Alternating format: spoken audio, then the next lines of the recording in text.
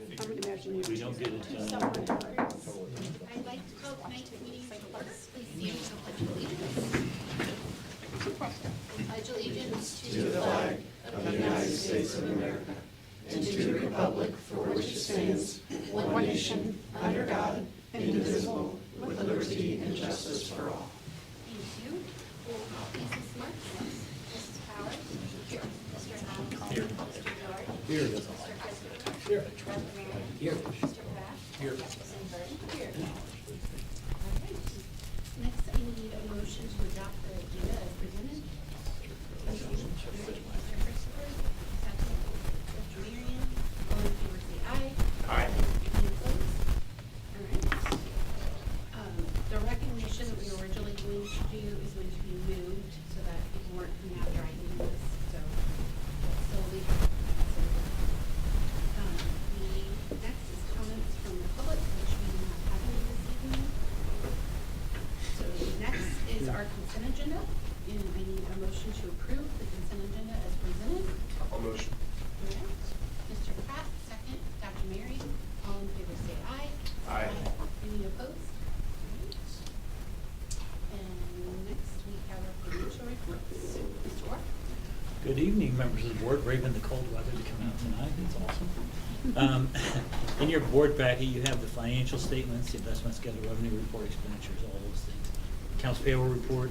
I'd like to direct your attention to the financial summary for the month. Monthly fund balances for December totaled $154,693,644.58. Of that balance, $2.7 million was for student activity, $6.3 million was for food services, $30.5 million was in debt service, $38 million was left for capital projects, and that left us with $77.2 million in operating balances, and that's the combination of teacher and general funds. At the end of the month, we had $133.7 million invested, as shown on the investment schedule. Monthly revenues for December totaled $97,202,626.79, as shown on the revenue report. That was comprised of $90 million in local sources, $5.4 million from state sources, $1.7 million from federal. That $90 million is a very, very big number. December and January are by far our biggest revenue months. That's when we get the lion's share of our tax revenue in. We got a big chunk of that. I think $83 million was tax revenue. For the month, revenues are higher by $12.1 million in total when we compare this December to last December. This is almost entirely related to property tax receipts that are higher by $11.6 million. And if you were to look at the budget, we actually had an increase of $11.6 million in our property taxes. So that's where I target. The remaining $500,000 was a variance that was related to an uptick in federal receipts for ESSER 3 and IDEA.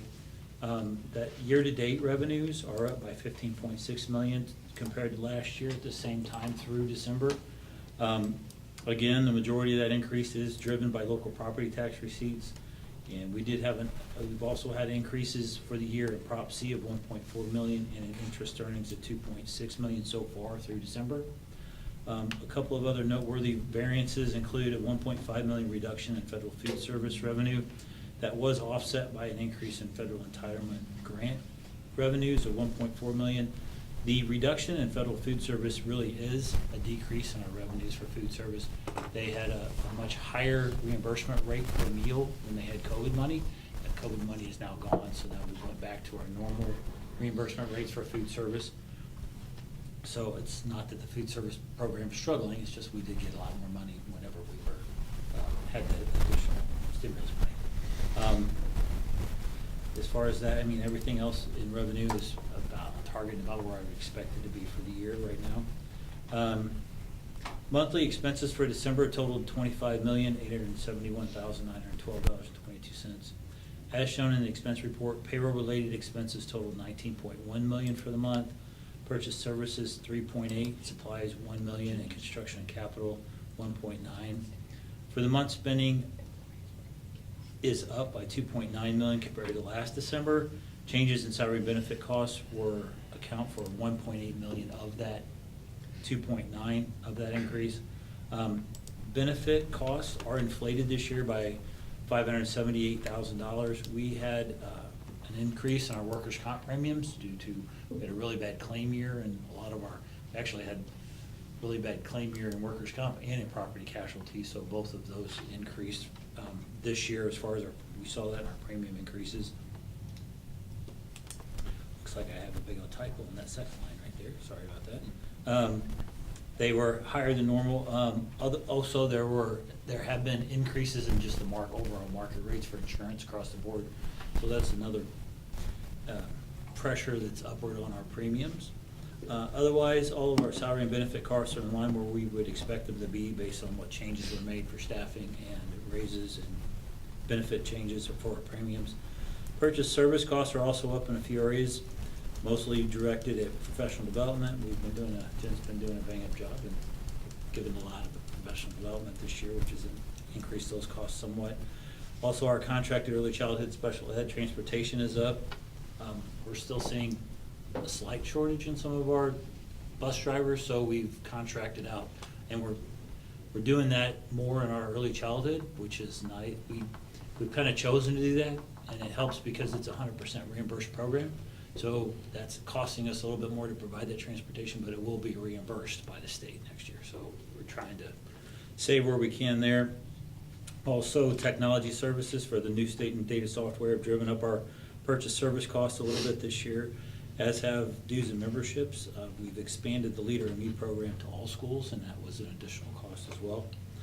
Supply costs are also elevated this year due to a $2.8 million purchase for computers. We had been using a capital purchase mechanism, which kind of spread that cost over 4 years, but we have some adequate balances, and with interest rates ticking up, we just chose to buy those outright this year. And lastly, our capital expenses are up by $11.9 million so far year to date due to all the ongoing bond projects we have throughout the district. Does anybody have any questions? Any questions? All right, if not, need a motion to approve the financial report as presented. Mr. Christopher, second. And Mr. Helms, all in favor, say aye. Aye. Any opposed? Thank you. Dr. Myers? Okay. Only one item under old business, and this was a point of discussion at our December meeting, so this is more just bringing it back to formalize. This is also a task under our CSIP plan for recruitment and retention, and it is the policy and procedural steps involved for enrollment of staff members from outside the district, and also clarifying the language for in-district. So appreciate the board's discussion at the last meeting and going into the pros and cons of this, and also wanted to let you know the feedback that was provided in terms of making sure we address things like stipulations related to discipline for those students where it's granted those have been included in this policy language. Feel very good about the language and format of it, and also the numbers. We're happy to entertain any questions tonight that are in addition to what we discussed at the last meeting. But in the absence of that, we would just ask to approve this. And just for pure clarity, this would be effective for the 24-25 school year. So would not be eligible for any enrollments this spring, especially since we're at the start of the semester.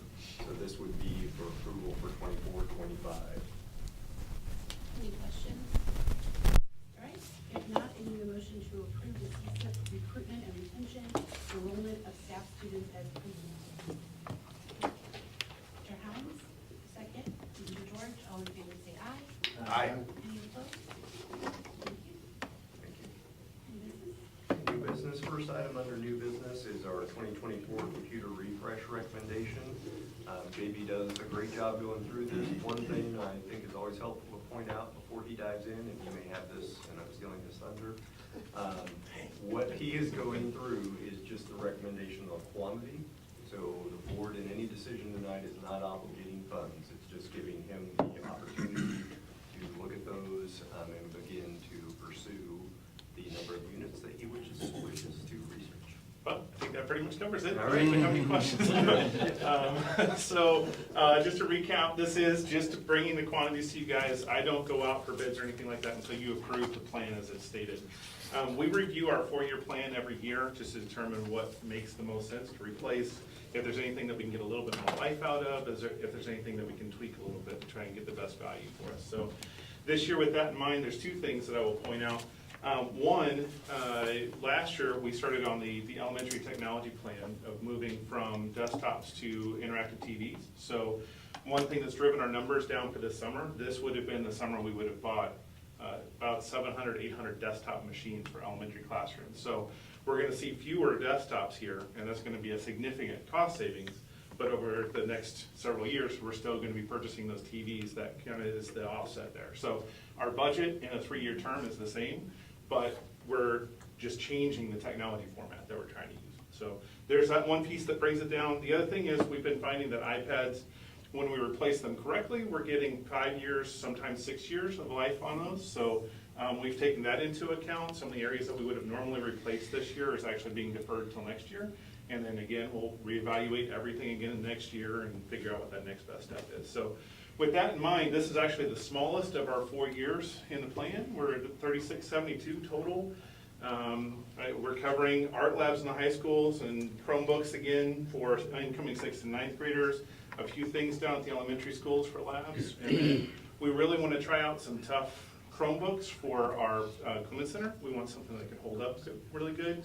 And not touchscreen, this is just a tough Chromebook. So we're gonna try and find something there. I don't exactly know what that price point is gonna be yet, but it's also a small number, and I think they deserve to have something that they can work with over there. So I'm happy to entertain any questions that you guys have. I've already been building specifications, so if you have any questions on where we're heading with that, I'm happy to answer that too. I'd like to request water. Waterproof? Okay, yeah, just for you. How many, for the technology teacher and the library cards, the technology teacher card and library card, how many per card are you, per school? Yeah, it's 25 per tech teacher and 25 per library. And then, we've got St. Peter's, Lewis and Clark shares library, so they just have one card per example. So that's why it's specific to the number of teachers. And then, so I don't know our largest class size in elementary, but like, I know it's around that number. So like, how many extra did we, because if they break down, do we just try to replace them if something and happens? we Or? purchase those out of operating budget. So as we have things break, as it happens, then we deal with that there. I will say we purchase these with a 4-year accidental damage protection plan. So if somebody does spill water on it for some reason and it breaks, then we just submit that to the vendor and they replace it for us. Yeah. And Jason, So- you typically have backup units as well? We do, yeah, we keep a stock. You know, technically we're pulling out after 4 years and we sell what we can, but we always hold a back stock of that. So at any given point in time, have probably about 200 sitting on shelf just to make sure that we can cover any incidental need that comes up. Awesome, thank you. Yeah, no problem. Any other questions? All right, if not, I need a motion to approve the 2024 computer refresh recommendation as presented. Motion. All right, Mr. Pratt, second. Mr. George, all in favor, say aye. Aye. Any opposed? Thank you, JB. Thank you, guys. Okay, next item is not an action item. This is purely a notice of our 2024 Fort Zumwalt Board of Education candidates. So just going to briefly review this. This is for the April 2nd, 2024 election. We will be on the ballot with 2 positions for 3-year candidates. And those candidates who have completed the necessary paperwork to be on the ballot in order submitted are as follows: Arnie C. A.C. Arn Dienhoff, Tommy George Jr., Gabriel Helms, and Melissa Wilson. So again, no action needed, just making you aware that that is formalized at this point. And then the final item on new business is Student Nutrition Services Sales Platform. Paul Becker is here to kind of go over that. As a quick reminder, when we went out and agreed on Focus being our new student information system, one thing that we wanted to look at is whether a standalone point-of-sale system specific to student nutrition made sense. Paul's taken that information because he lives that every day and asked if we could break that out a little bit. So he's looked at and reviewed the different bids. He's going to kind of walk you through what his recommendation is. Thanks for being here, Paul. Thanks, Dr. Myers and members of the board. Tyler Sys is actually the only point-of-sale system the district's ever had before, and the only one I've known in the last 19 years that I've been here. So no, Tyler worked, it was still antiquated, it was clumsy, and not really as efficient as it needed to be. So it's very exciting to get a new point of sale system because there's so much more technologies that are out there available.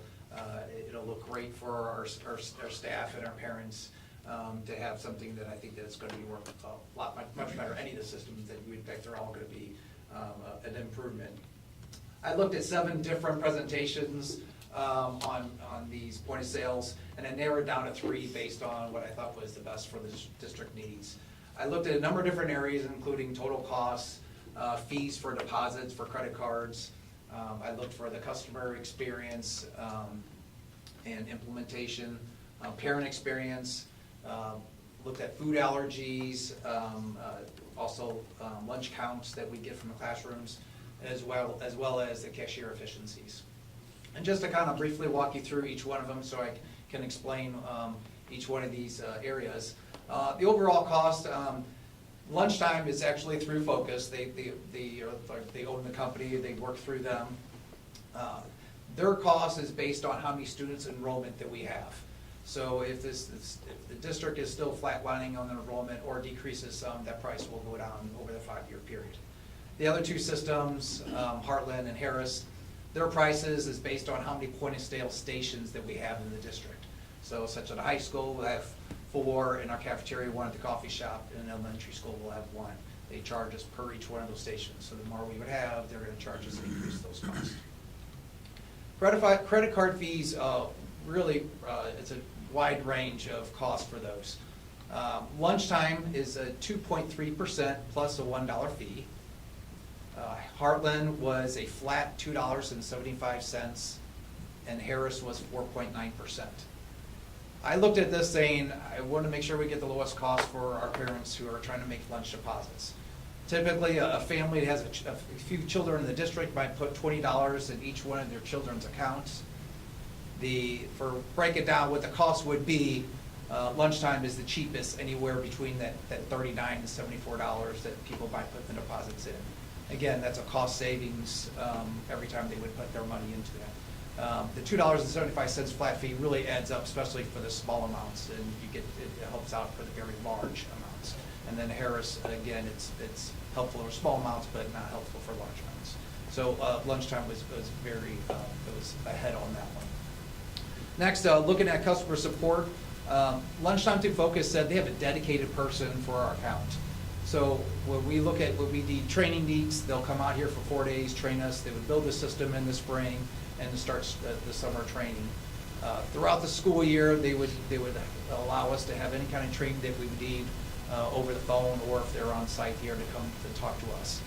This was something I thought was big when I looked at customer satisfaction and what we would need, is that if there's a problem within our system, I can't wait 2 or 3 days. I'm just feeding 10,000 kids a day.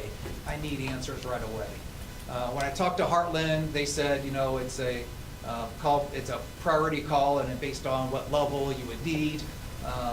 They could charge you if we needed extra support. Same thing with Harris. They put it on a different levels, and then they said even after 20 minutes of training online, they might be able to charge us an extra fee. I worry about a lot of times when you have salespeople that sometimes oversell but underdeliver. So one of those things to me, having a dedicated person, they're already vested in our district, having Focus, I thought that would probably be one of our best options there. When I look at parent experience, lunchtime is already on the parent portal. So when the parents would log into Focus, you're already be able to get into lunchtime, add money to their account. You can move money between siblings, that you can borrow $5 here and move to another account. And you can also set up spending limits. So if your child says, I only want to spend $4 a day, you can do it yourself. And so you don't have to, like right now, you have to call cashier, you have to get all the cashier, we have to set up the spending limits. Heartland, you have to go to a separate site that's linked from our website.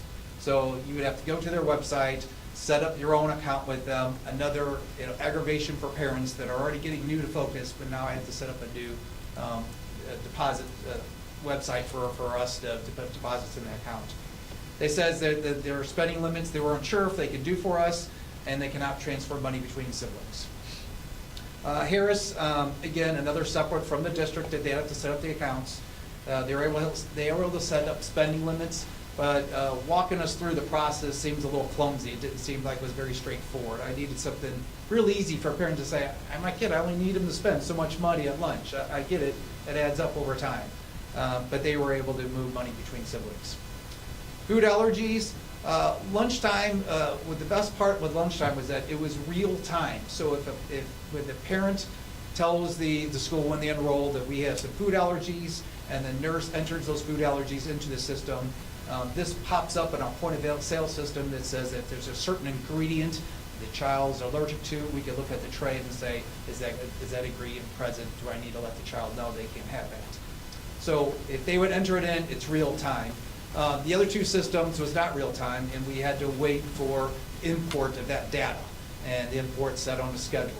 I was really wanting something that says right here and now, if there's an allergy, I need to know, and that's kind of a big deal, especially for the little kids that we deal with. The other thing, classroom meal counts, currently in Tyler Sis and the elementary level, the kids and the homeroom teachers, they would turn in what entrees they would choose from for that day. So we would know how many entrees the kitchen should bake. So our kitchen manager would log in and say, we have 40, 5 number 2s and 102 number 1s. This really is very helpful for us so we can be efficient with our time as well as waste. This system is available through lunchtime and through Focus again. So the teachers already has Focus up on their laptop. They're able to enter that information in. The other two systems, Heartland told us they can, but you're gonna have to log into a different web page in order to get that. Again, another aggravation for a parent or for a teacher they don't need to do during the school day. And then Harris says they weren't sure if they can do it at this point. So something vital that we would really need. And then cashier efficiency. I first want to say that the free reduced application system is going to be great for our families. For all three of them, will do basically the same thing. So families now can log into the site, they enter their information, the students, their social security number, their address, and then their income limits. And then it would takes you like a tax document where you walk through step by step, and it won't let you go to the next step until you finish it. So this gives parents that says, I completed the application or I didn't. And right then and there, at the end of the day, we could tell the system to go ahead and approve all the applications all at one time.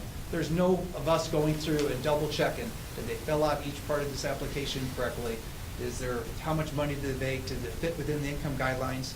Those things took hours in order to do this for all these families, and we've got about 2,000 applications in the district. So this is going to be a huge time saver for any of these systems that we're going to go with. But I did want to mention one thing about the cashier efficiencies is that during the point of sale, the cashier, when the student enters in their PIN number, the cashier knows that student's going to be free or reduced based on a code that pops up. Then we know if that student has the necessary components to make that meal free or reduced. Both Lunchtime and Heartland both do this. And Harris said they do not do this. And they said by the time the kid would check out, then we would know if the kid, when they produce the sale, then we would know if they got that meal for free or not. And at that point, it's too late. I can't go back and say, ran into your number, go grab a fruit or vegetable, and we can check you out again. So anyway, I've got a number of factors I really look into. I really look into the trust of the company we're going to go to. This is a 5-year commitment that we're looking at. I want to make sure somebody that we're going to go through, we're going to trust every day, that's going to have our support, have great experiences for our cashier, our students, and our parents. And I was really thinking that I wasn't sure going through the process who I thought was going to be the best, but I really looked at it was right in our backyard that Focus had all the things that we really needed for our point of sale system in the future. So my recommendation is, with your approval, would be Focus through Lunchtime for the next 5 years. Another question I had is, it sounds like clearly you did a great job for explaining the benefits. Thank you.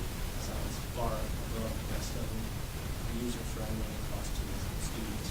Overall, cost-wise, how do you compare the other two? For our cost? So it's about $5,000 more from Lunchtime to the cheapest one, we're about 5,000 more a year. Basically, that's not much money. Correct. I look at, say, sometimes, yes, it's the cheapest, but there's so many things to look at that says 5,000 really is not a whole lot for what the families. I'm expecting bigger difference, so that makes me happy. It's building based on Great, thank you. When I mentioned this item was on the agenda to my wife, she had a bunch of questions that I think she'd be very happy with the answers. Okay. And it does sound like you, I think, Mr. Marion, it sounds like you did a great deep dive evaluation on this, and $6,000 extra a year, but it sounds like there's a lot of value, so I'd be in favor of. I just wanted to thank him. I did email him questions earlier. Thank you so much for all your answers. And I agree with everyone, and just the allergy thing alone, that's so important. So I like that we're able to see that immediately. Thank you for all the work. Seven, that's a lot. Thank you so much. Thank you. Any motion to approve the student nutrition services and sales tax presented? Second. All in favor, say aye. Aye. We have comments from, yes, thank you very much. We have comments from the board. I'll start with you, Mr. Scott. Sure. I guess first of all, I'd like to just reflect on yesterday, Martin Luther King Day. I'm glad that we had that day set aside to reflect on his life and his impact on the civil rights movement.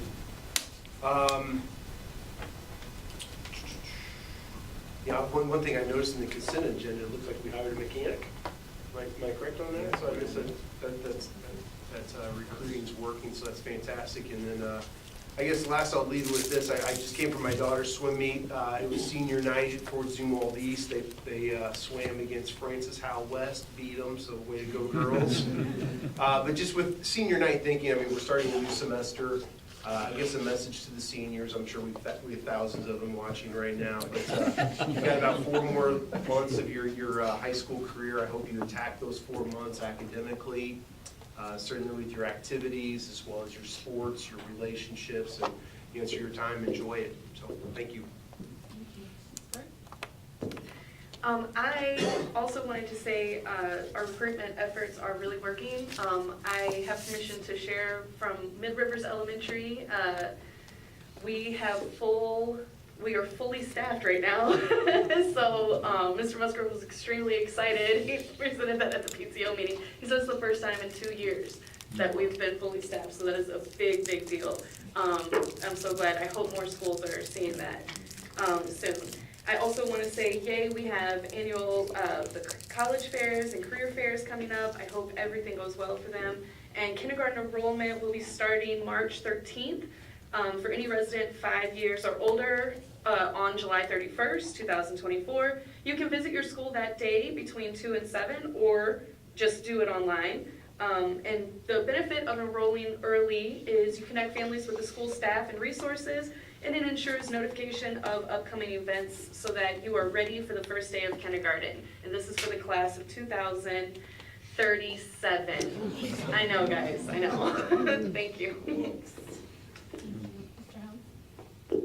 All right, so I give a shout out to Mr. Donovan West from East High School. He's a basketball player there. He scored 1,000 points early this month in their game against Holt High. So it's good to see all his hard work paying off. I'm sure he's had to put a lot of time in the gym to be able to get to that amount of points. South High sophomore Jenna G. She wrestles at 125-pound division. She became the first Bulldog to win a girls wrestling GAC championship. So big shout out to both of them. Yeah, and so everybody have a great month. Awesome, thank you. Dr. Marion? Yeah, first, I'm excited that the board passed tonight that the staff's children can come to the district. I think that's a huge perk for our staff, so I'm very happy about that. Again, I appreciate the work Paul put in to find the best possible point of sale system. I think that makes parents' lives a lot easier as well. I also want to give a shout out to some students who qualified for the prestigious St. Louis Symphony Youth Orchestra. We had 4 students selected from the district. West High violinist Iman Amarin, and she was also the co-concert master. And then West High violinist Michelle Liu, South High cellist Alexander Rosler, North High cellist Brody Van Wave. So congratulations to those folks, pretty big honor. Mr. George? Well, in honor of Dr. King, his life and sacrifices, I want to give one quote that I think is pertinent to what we do in this building here. Intelligence plus character, that is the goal of true education. And that's, I'm going to be short and sweet. Mr. Christopher? Well, I'd like to echo some of the thoughts. Paul, great job. JB, outstanding. Just the pure volume and numbers that you guys work with is extremely large, so good job on both that. Jeff, as always, thank you.